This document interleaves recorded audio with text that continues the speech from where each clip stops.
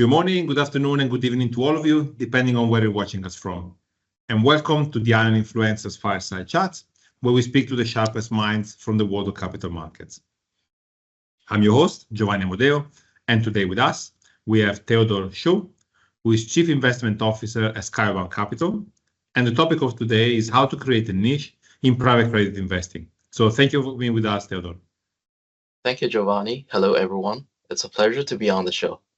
Fantastic. So Theodore, maybe if you can give us a little bit of background about yourself and then of Skybound Capital as well. Thank you. I grew up in China and I went to school there, but I started my financial services career in London about nearly 20 years ago. I have always been in financial services. I originally started in asset allocation and manager selection, but I gradually moved on to more alternative assets, including but not limited to private equity, private credit, and other hedge funds. I moved around in different countries, but I decided to come back to Asia in 2007, and I have since been stationed in Hong Kong. I joined the Skybound Capital Group roughly 14 years ago. Let me give you a brief intro of the Skybound Capital Group. Skybound Capital is a UK headquartered global asset manager. It operates across multiple continents and jurisdictions. We are very, very happy to be having teams in Asia, Africa, continental Europe, as well as Middle East. Many of our operations are locally regulated and licensed so that we can not only be working with the other arms within the group, but also offer domestic services to local clients. As a group, we are always specialized in alternative investments, primarily private credit, and we have been managing over 2 billion assets in total since quite a while ago. And we are very pleased to be servicing both institutional investors and high net worth individual investors. Perfect. So maybe let's take a step back on your career. When you went to London the first time and then you went back to Asia, how did you leave the world of alternative assets? How did it evolve over the last 20 years you've been in the business, especially in Asia?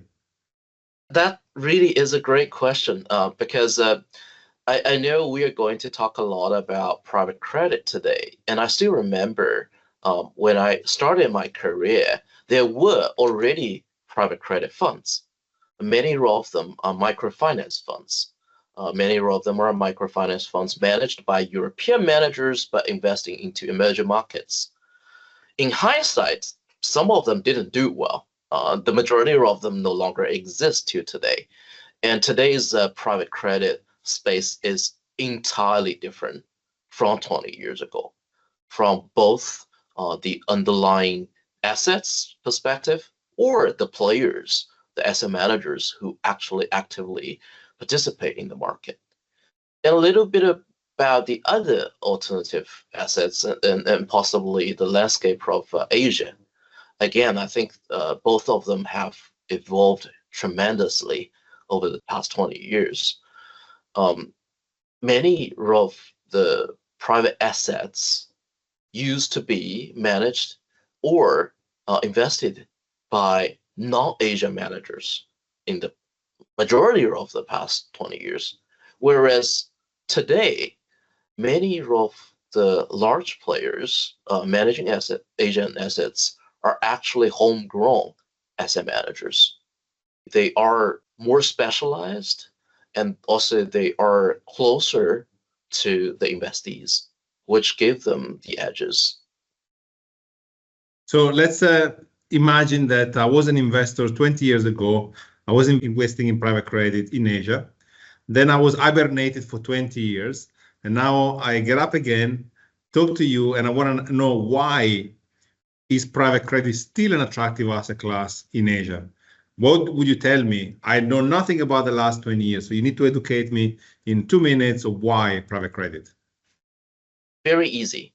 20 years ago, private credit was a small circle business where you only have access to certain transactions, certain businesses who wanted to borrow money for a variety of reasons.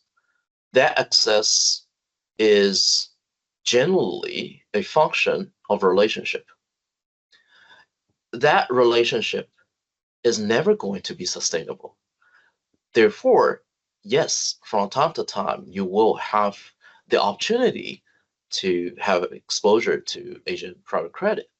But as I said, that business itself is not sustainable. Now, fast forward to today, things are entirely different. Private credit is no longer primarily driven by relationship. It is a result of how the entire landscape has evolved. The banking relationship, the banking world has changed. And that is the same logics applied to the rest of the markets. It's not just confined to Asia.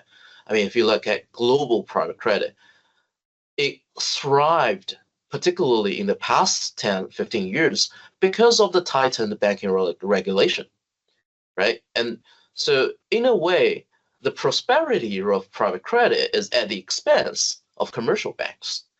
That is the same case in Asia. So again, when it comes to origination of loans, you have so many opportunities across different sectors, across the different spectrum of the credit space, that this is a solid asset class that can sustainably generate new opportunities. And when it comes to assessing a manager or a manager's capability, now they can repeat what they achieved in the past. It becomes a real business. Perfect. So let's assume, again, this little game where I'm hibernated for 20 years. So your answer convinced me, okay? Then I have got money to allocate. How important is the track record? So in other words, I want to see whether people have seen the downturns and how they want to react. Is that the main thing I need to take into consideration if I want to invest in a manager? I think absolutely track record is of essential value to allocators when they're looking at this asset class. Because first of all, as I mentioned, the market actually evolved, but it has a long enough history, meaning some of the managers actually have gone through the different stages of a cycle. And that is very, very valuable because private credit, unlike some of the other liquid assets that we see in the market, requires a lot of capability in managing the operational fronts of these assets, of how you structure deals, how you perfect security, how you enforce on collaterals. And for managers who do not have that track record, you just don't have any way to assess whether they are equipped with the skills and knowledge to do all this, or whether they can really carry out the difficult decisions and tasks when they're called on. Perfect. So again, 20 years ago, as an investor, I used to invest in the large funds, the Apollo, the Blackstone, the KKR. And now I'm in front of you, Skybound Capital. Why do I have to invest in a smaller player versus an integrated asset manager? What's the advantage? I got $1,000. I want to put money with you, but why a smaller player versus a larger integrated asset manager? Absolutely. I think there are definitely a few pros and cons of both large managers and smaller managers. And they can thrive in different environments, and they definitely excel in different aspects of the space. So when it comes to very large managers, I think for an investor who's not so familiar with the private credit world today, they might be under the impression that large managers are taking over the world, and there are so many large funds that appear in the news headlines, right? We see very often, even this year, large managers raising $10 billion funds, $20 billion funds. But the size itself now becomes a key constraint. The constraint is on deal size.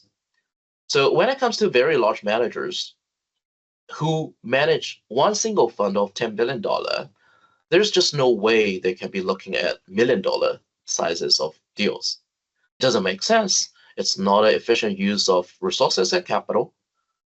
Whereas when it comes to smaller managers, I think they are capable of looking at smaller transactions. Then the question is, why do I need to look at smaller transactions? There are two major benefits that I see. Number one, the alpha upside. There are sufficient number of large managers out there. And because of the deal size constraint that I mentioned, they are forced to be looking at similar types of large transactions.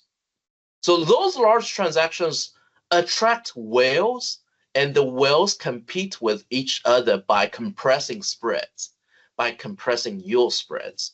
Therefore, I would argue that the large transactions are actually more competitive compared to the small transactions. As an investor, you're getting less benefit or less upside from those large transactions. So that's number one. Number two, diversification benefit.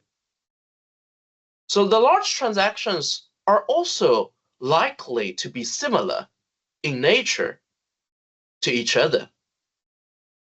In the large managers world, very often they will have to be looking at what we call sponsored transactions, right? Sponsored transactions are usually the borrowers are sponsored by private equity groups. They look at the sponsored transactions because of number one, the synergy they have. Those large players that we talk about, usually they have a large arm of private equity investment as well. So there's a natural synergy they have across different arms of their businesses. Secondly, they are big because they nowadays compete with commercial banks head to head.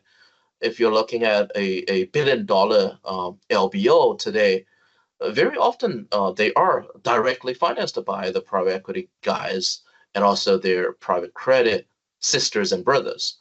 But as I said, there is this concentration in a way because the LBOs of that size will be very similar to each other. For example, geographic concentration.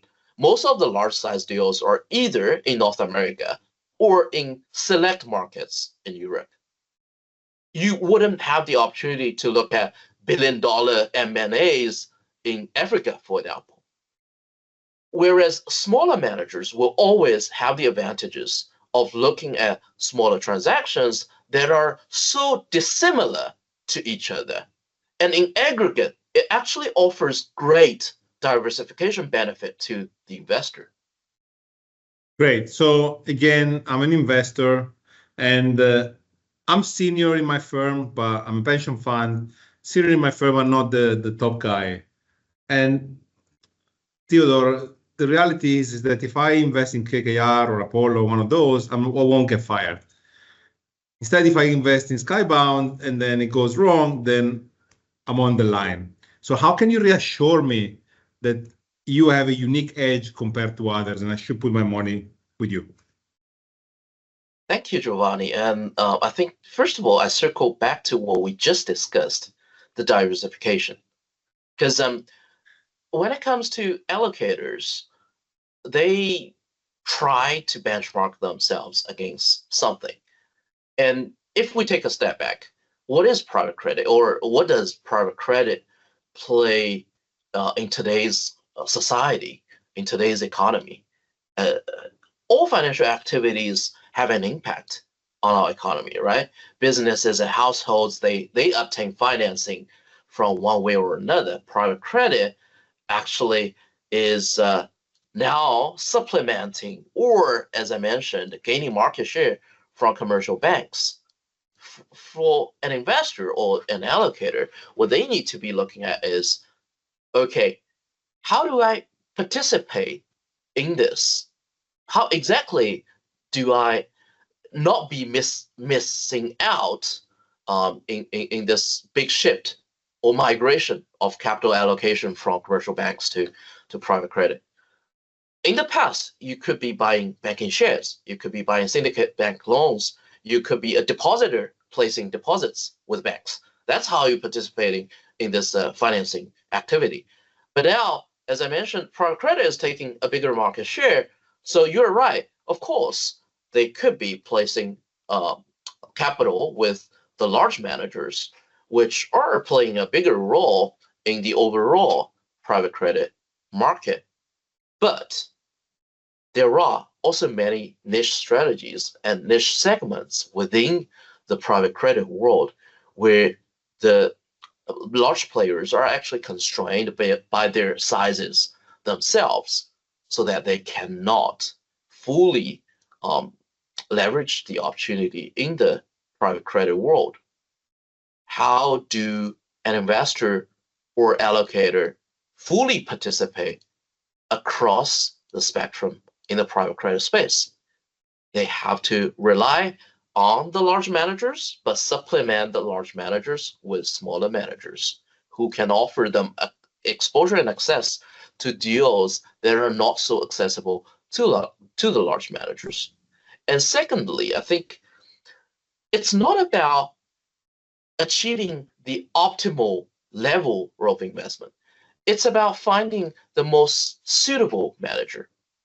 Some of the managers provide a one-stop shop or a specific niche or a supplement to your existing private credit exposure.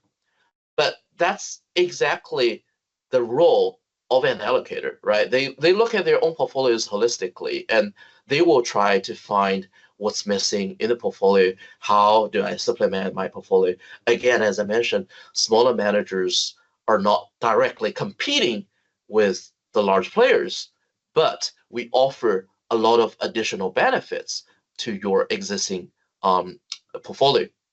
And for large investors and allocators, they could also have more bargaining power when it comes to customization. We do a lot of SMAs for large institutional investors. We also work on co-investment opportunities. I appreciate that large managers offer that too, but it is the bargaining power that gives you more direct exposure to the underlying assets, which is a key advantage of private credit to start with. Because unlike a bond that you're buying, you're not necessarily directly discussing with the management the exco of that company, of that borrower. But when it comes to participating in a private credit deal as a co-investor, you really have a direct hold on the underlying, which is very, very appealing to large allocators. You talked about niche. How do you identify your own niche? Is it by geography, by strategy, by sector?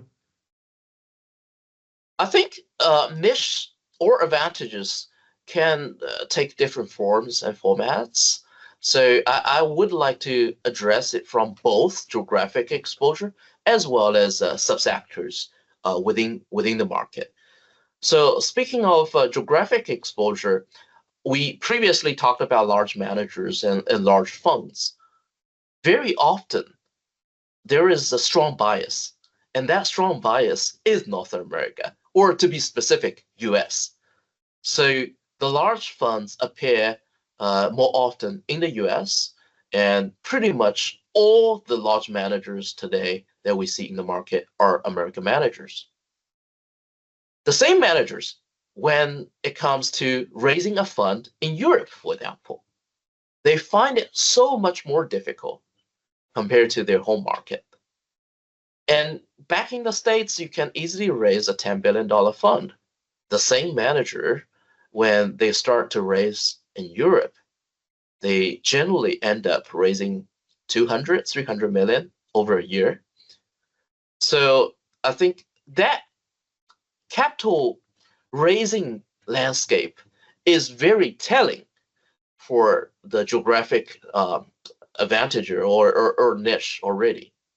It's not just the capital raising, it's also the deployment. I mean, it's the market sizes that you see in Europe is not comparable to the US. And that also prevents large managers from acting freely or investing using the same approach or in the same fashion as how they invest in the US. So Europe is very, very different. But it's not just Europe. Literally any other large markets, be it Africa, Australia, Latin, Middle East, they are all different from each other. And also the scalability of capital deployment there will be very, very limited compared to the US. And what is important is that, as I mentioned, there's this operational challenge or operational difficulty when it comes to managing private credit assets. It really requires very strong local knowledge, on the ground teams, and expertise to carry out transactions, making sure the borrowers honor the transactions. And therefore, yes, it is one thing to talk about the opportunities that arise in different geographic regions, but in order to make sure that you can take advantage of these opportunities, that really requires to be boots on the ground. So that's one niche from the geographic perspective. But there's also sectoral niches.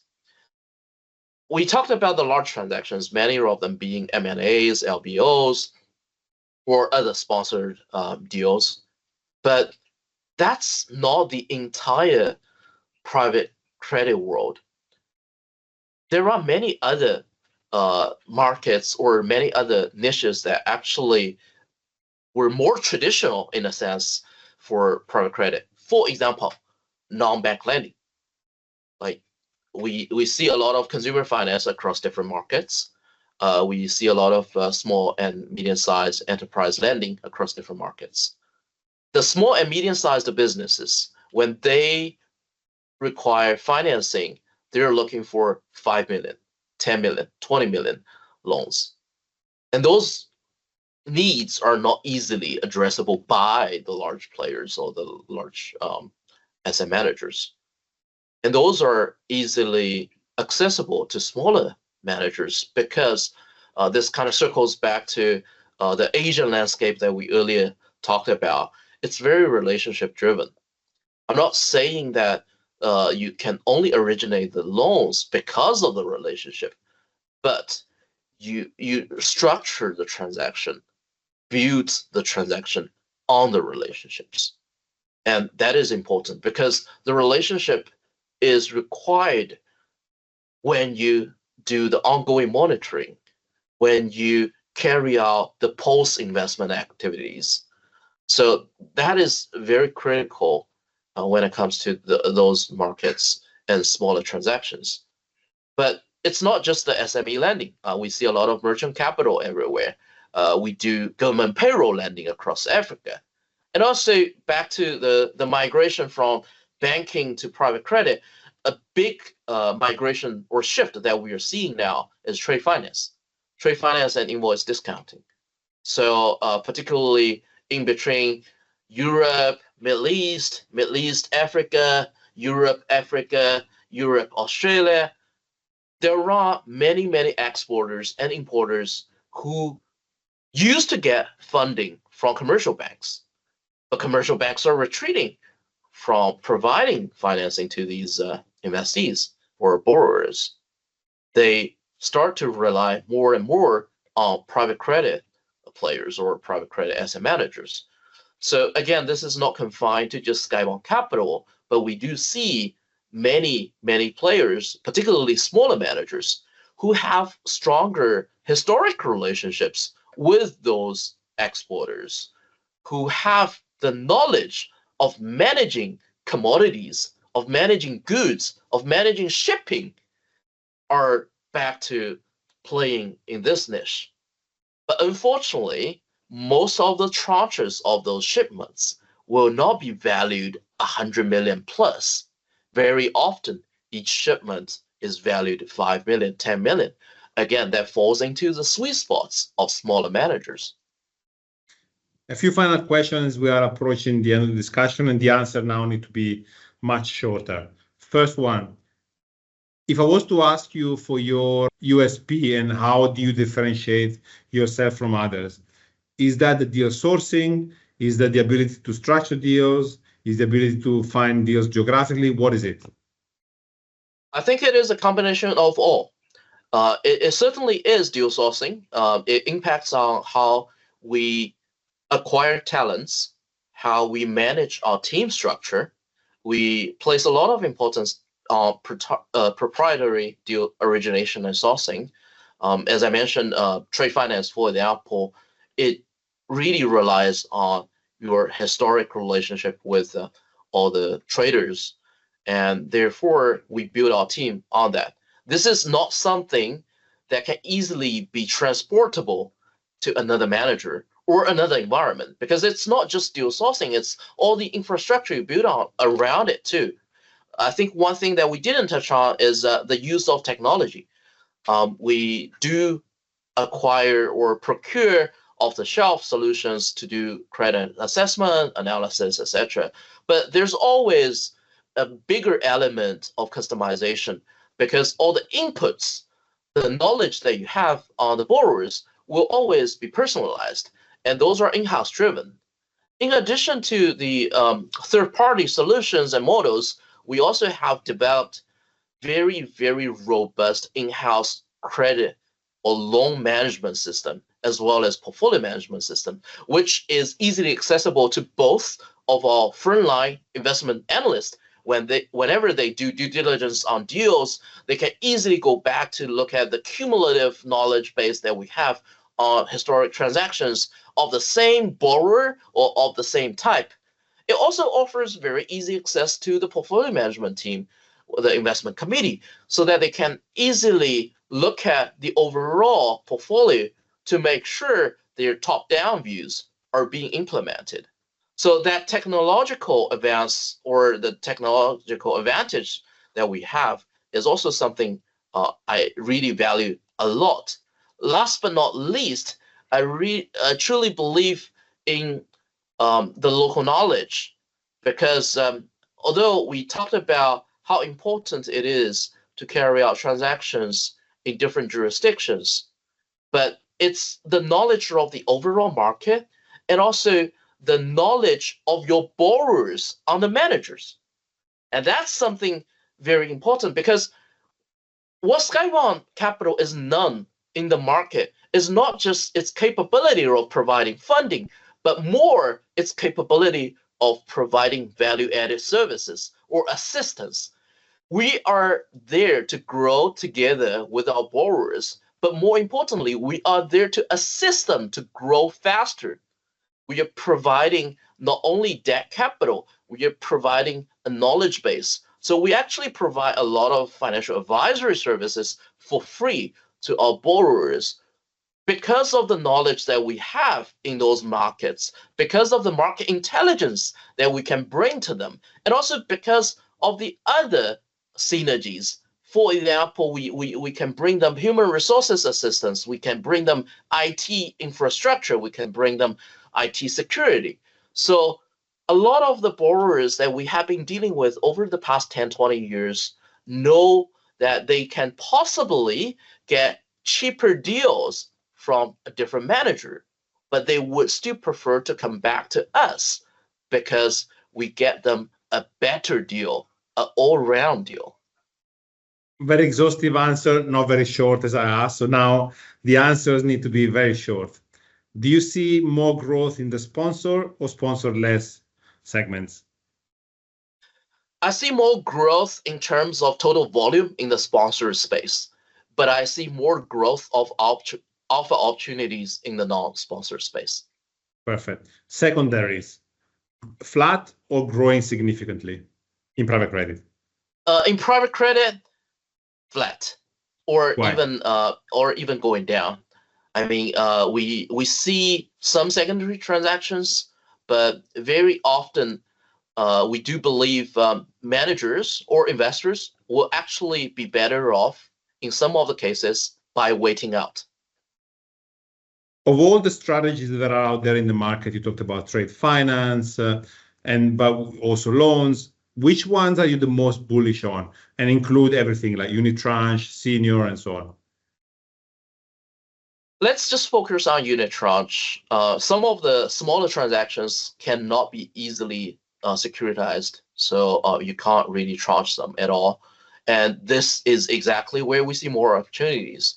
But more specifically, I think, yes, we see many trade finance or invoice discounting opportunities. But more importantly, I think allocators and investors need to review their own agenda as well. So for Skybound, for example, Skybound is a UNPRI signatory. We attach a lot of importance to impact investing. So whichever industry that we are looking at, be it payroll lending, be it SME lending, we always evaluate the underlying borrower's impact on the overall economy. And I think we would like to find like-minded investors. If interest rates stay the same or go up, is private credit still an attractive asset class? First of all different markets have their own monetary cycles. I think very often whenever we talk about interest rate, we are more referring to the interest rate in developed markets, right? Or specifically US. So let me try to respond first by saying that if Fed fund rate comes down in the next 12 to 24 months, I think it will only make private credit a more appealing asset class to investors in general, because credit spreads will be widening, and also historically, you are seeing an unprecedented level of deposits and money market funds. Once US rate comes down, there will be a big migration of capital from the passive investing to other asset classes, and then private credit will benefit for sure from that. But as I mentioned, there are also other markets, other economies that are not in the synchronized monetary cycle as the US. So meaning we are not necessarily just seeing rate cuts. We probably will see rate hikes in some of the other markets as well. But for us, again, this is why a globally diversified opportunity set for private credit is important for investors. Fantastic. Theodore, thank you very much for your insights, and thanks everyone for listening. Thank you, Giovanni.